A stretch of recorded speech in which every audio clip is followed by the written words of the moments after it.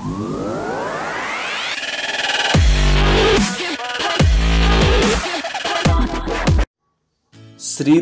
తెలుగు అమ్మాయి మనసారా సినిమాతో తెలుగు వెండితెరకు పరిచయం అయింది. దర్శకుడు రవిబాబు ఈ అమ్మాయిని హీరోయిన్ గా సినిమాల్లోకి మనసారా సినిమా ద్వారా పరిచయం చేశారు. చిన్నప్పుడు ఋతురాగాలతో పాటు పలు సీరియల్స్ లో చైల్డ్ ఆర్టిస్ట్ గా నటించింది శ్రీదివ్య.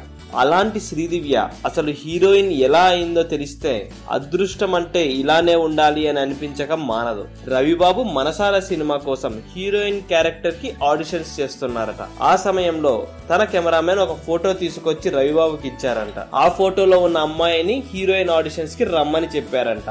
ఆ అమ్మాయికి ఆడిషన్స్ చేసిన తర్వాత బయటకు వచ్చిన రవిబాబుకి చెట్టు క్రింద ఒక అమ్మాయి కనపడిందట.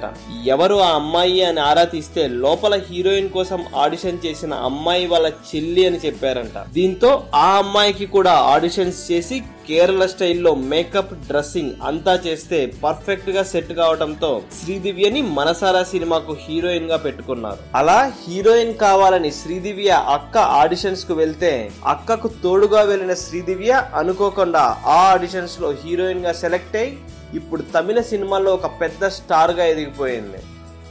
ఈ వీడియో కనుక మీకు నచ్చినట్లయితే లైక్ చేయండి, కుదిరితే షేర్ చేయండి. ఛానల్ ని సబ్స్క్రైబ్ చేయడం మాత్రం మర్చిపోకండి. మరిన్ని ఇంట్రెస్టింగ్ అప్డేట్స్ తో మీ ముందుకు వస్తాము.